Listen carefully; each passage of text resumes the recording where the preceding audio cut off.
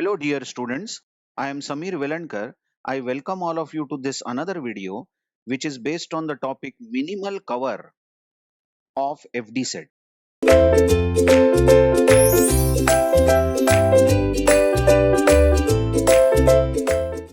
Now you already know what is FD set. Given a table, let's say R, A, B, C, D, four attributes are there in R, and given some set of dependencies. For example, we have been given that A determines BC, B determines D, D determines C, and say BD determines A. I have written something randomly, okay? Just as an example. These are the FDs given. Each of these are functional dependencies, isn't it? Now, this entire collection is known as an FD set. Functional dependency set, which is defined on this table, R. What we have to know is that is this FD set given minimal? By minimal, what we mean is that are there any redundant functional dependencies such that if we remove some functional dependency, still the meaning of this FD set will remain same. I mean, who knows? This D determines C, this one, the third functional dependency, may be redundant because even after removing this FD, that is D determines C, after removing this, even then D determines C is implied from the given FDs. Removing a functional dependency is a process which should be understood properly. See, you can remove D determines C, but then the remaining FDs, the remaining functional dependencies must be able to imply the same thing. D determines C must be implied from the remaining functional dependencies. And if we remove all such redundant FDs which are not needed, what is left out with us is minimal cover. Minimal cover is nothing but, as the name suggests, minimal, meaning that only those FDs are present in FD set which are really needed, and it implies all the previous FDs which were then written which were actually redundant. Now let us say that this is an FD set given. Okay, I'll rewrite that D determines C.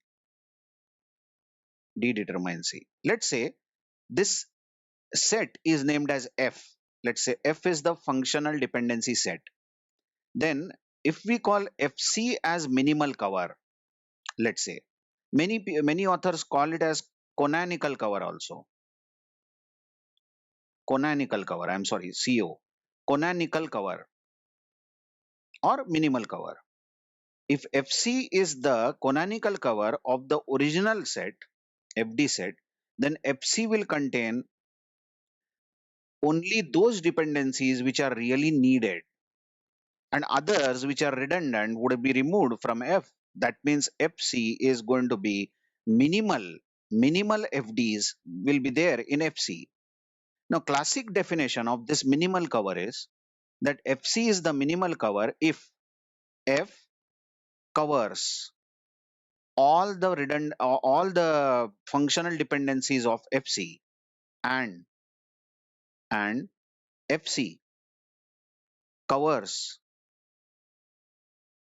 FC covers all the functional dependencies of F. I mean, these two should be true. Now, watch it. Why these should be true? What does F covers FC mean? That means whatever functional dependencies are present in FC, this set can be derived from F. And what do you mean by FC covers F? That means whatever functional dependencies are present in F can be very well derived from FC. And what if both of them are true? Both of them are true. Then FC is equivalent to F. Yes, we want minimal cover, but we don't want to change the meaning of the original FD set. Whatever minimal cover we get should be equivalent, isn't it, to the original FD set. Although By looking at them, you may not feel that they are equivalent because original FD set will have lot of dependencies, isn't it? And FC will have very less dependencies. But the meaning of the both FD sets should be same. So that's what I have written here. The definition of minimal cover or canonical cover. A canonical cover. So what is written here is the canonical cover FC, also called as minimal cover, is set of functional dependencies F. If F is the original set given, must satisfy all the following properties. First of all, F should logically imply FC. That means F should cover FC. FC should logically imply all dependencies of F. That means FC should cover F. That means F and FC should be equivalent, isn't it? And third property is no functional dependency in FC contains an extraneous attribute. I'll tell you what this extraneous attribute is. But by the way, in this initial 6-7 minutes, what you have understood is we want to remove some unwanted functional dependencies from our original FD set. Now, how do you find this canonical cover? Best way is to see an example. Let's say we have following FD set. These are the functional dependencies defined on some table. Obviously, the table has, I think, A, B, C, D, E. 5 attributes it has. And we are asked to find out canonical cover. So what is step one you watch? Step one is whatever functional dependencies are there, you see to it that in each of the dependency, the right hand side contains only one attribute. Like you see this, D determines AC. You better write this as D derives A and D derives C. Two separate dependencies. You all know that these two separately written they still imply D determines AC, isn't it? You know the properties of functional dependencies. So this one, D derives AC, contains two attributes on the right hand side. But step one says that there should be singleton. Look what I am marking, singleton right hand side. You do this simplification first. So in some other example, if you had A derives or A determines BCD, suppose, then you will have to write this as A derives B, A derives C, and A derives D. Correct? Each and every FD should have only singleton on the right hand side. So we have just done that and we have arrived at this particular FD set. You watch. Now same FD set, only D derives A and D derives C has been written separately. Now the second step is interesting. Second step is remove all extraneous attributes. Now I told you I'll be telling you what that extraneous attributes mean, which I was reading out here. The third point about canonical cover. What is an extraneous attribute? You watch. Now, whenever we talk about extraneous attribute, we talk about left hand side of the dependency. Just imagine this dependency. AB determines C. Just check this. AB determines C. Now, in this dependency, left hand side is having more than one attribute. Obviously, right hand side is now having only one attribute, isn't it? We have done that in step one. But you see this left hand side is having two attributes. Then we will check whether one of these attributes, A or B, one of these attributes is extraneous and can we remove it. Now, how you can know whether this is A is extraneous or B is extraneous is that using the FD set given, you find out A closure. And just imagine that in A closure, B is present in A closure. That means A can determine B, isn't it? That's the meaning of closure. If A closure contains B, then B is extraneous and you can simply remove B from the left hand side. Then AB determines C will become A determines C. That's removing extraneous attribute. Come again. Consider AB determines C again. Consider this. You want to know on the left hand side out of the two attributes, is any attribute extraneous? Then what you find out is A closure. Just imagine that A closure does not contain B. Just imagine this. Okay. So A cannot determine B, isn't it? Then you can't remove B from the from the left hand side. But then what if you find B closure? Imagine. And B closure contains A. B closure contains A. What that means is that B can determine A. If B closure contains A, then A is extraneous. And you can remove A, and AB determines C will become B determines C. So in general, if we have a dependency like this, X, Y determines Z, then whether X is extraneous or Y is extraneous, to find out that, you find X plus. If X plus contains Y, then remove Y. You can remove Y from left hand side. If Y plus contains X, then remove X. And if none of them contain either of the two, X plus does not have Y and Y plus does not have X, then you can't help it. XY will be there on the left hand side. You say there is no extraneous attribute. You will have to keep both. I hope you have understood what do you mean by extraneous attribute. So in one sentence, again, when we talk about extraneous attribute, we always see the left hand side of all the FDs. And in the left hand side, we see that FD which has multiple attributes like AB determines C. Here, either A is extraneous or B is extraneous on the left hand side. So that's what we have done on the given FD set. Watch the working over here. What we have done is that we are working with AB determines C. Then using this FD set, using the FD set, we have found A plus. Now A plus will surely contain A. And because of this dependency which I am ticking, A will bring in B. That's it, that's it, that's it. Now let's not find out more in what is there in A closure. Come on, we only wanted to know whether A can determine B, isn't it? And A can determine B. A plus contains AB, contains AB, and B is present in A plus, isn't it? But what about B plus? B closure. B closure will contain B. And now you observe, nowhere on the left hand side we have only B. We have a combination of AB on the left hand side, but we don't have only B. So nothing can come in more in this closure. That means B closure is not containing A, but A closure is containing B. So B is extraneous. I hope you have understood. If B is extraneous, then this dependency AB determines C will become A determines C. That's it then. That's what has been described. Isn't it so? This means we can remove B from the functional dependency AB determines C. And this is the latest functional dependency set that we have. Now the last step to go, step 3. Remove all redundant functional dependencies. Do you remember this was our aim? We wanted to remove those dependencies which are redundant. But this is the last step. The first step is make RHS of all dependencies singleton. Yes, we have done that. All the RHS is singleton. Then on the left hand side, you see, is there any extraneous attribute?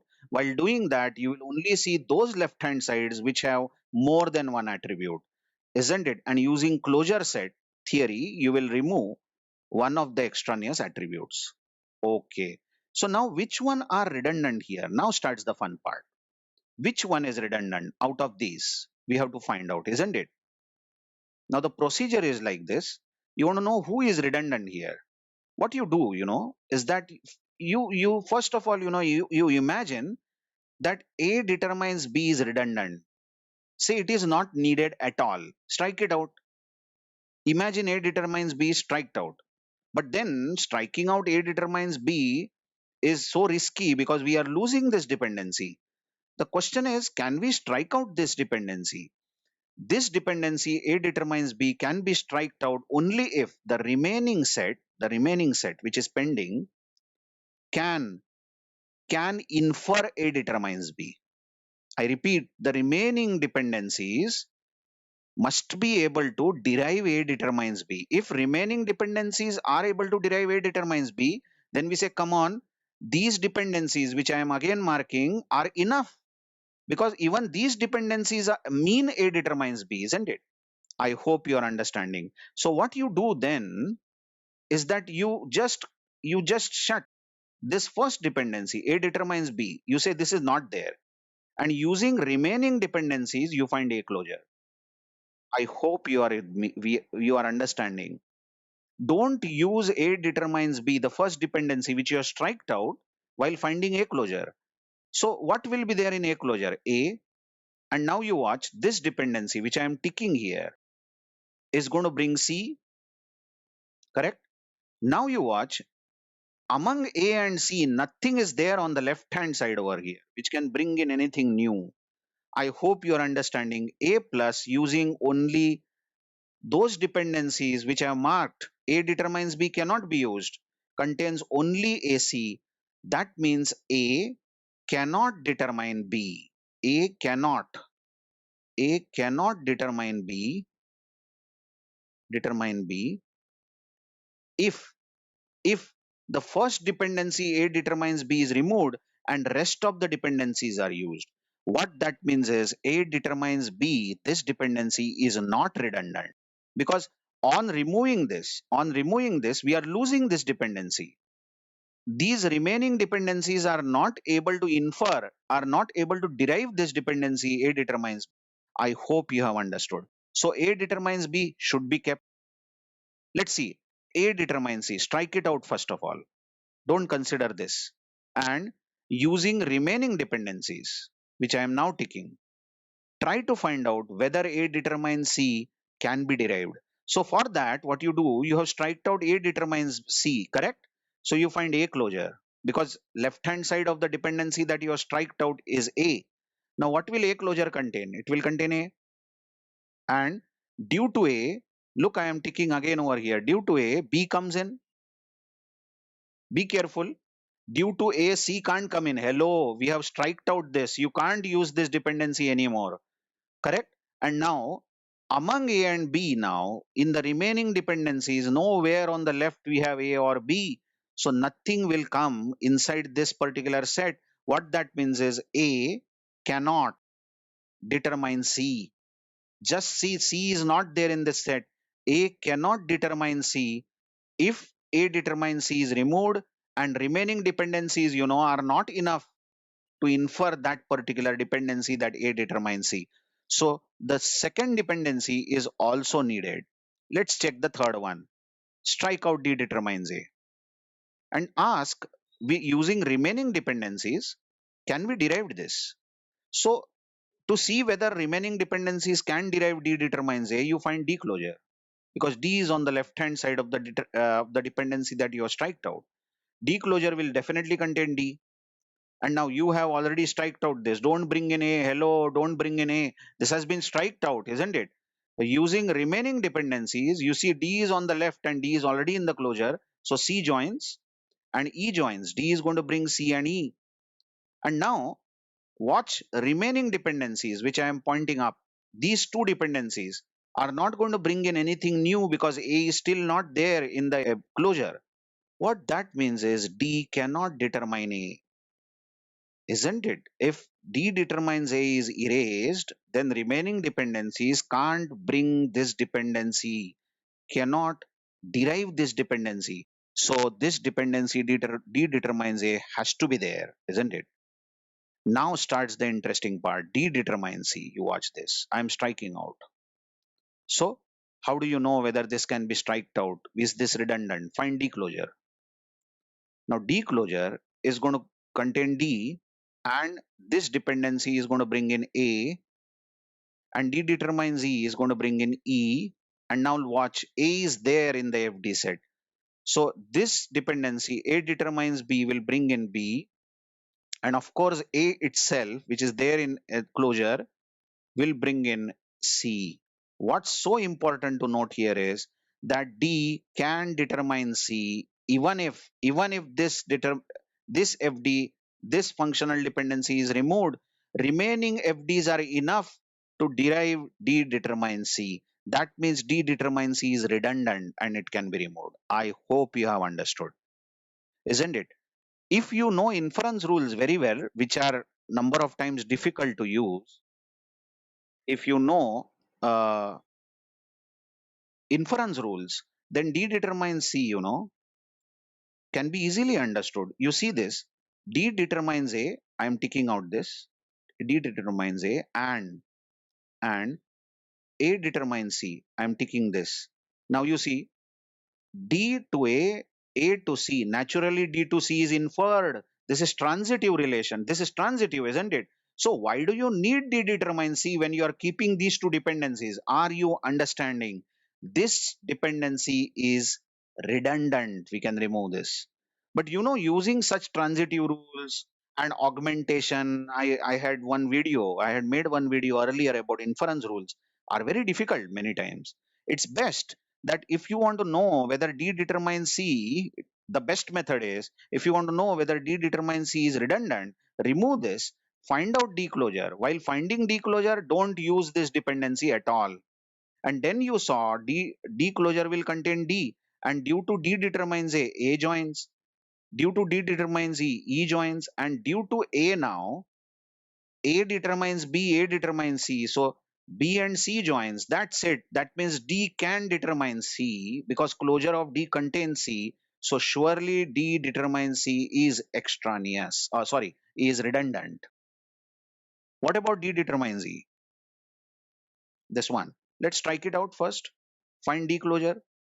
D closure will contain D, and D will bring in C, and D will also bring in A. Observe. And A is now there in this. So A will bring in B, correct?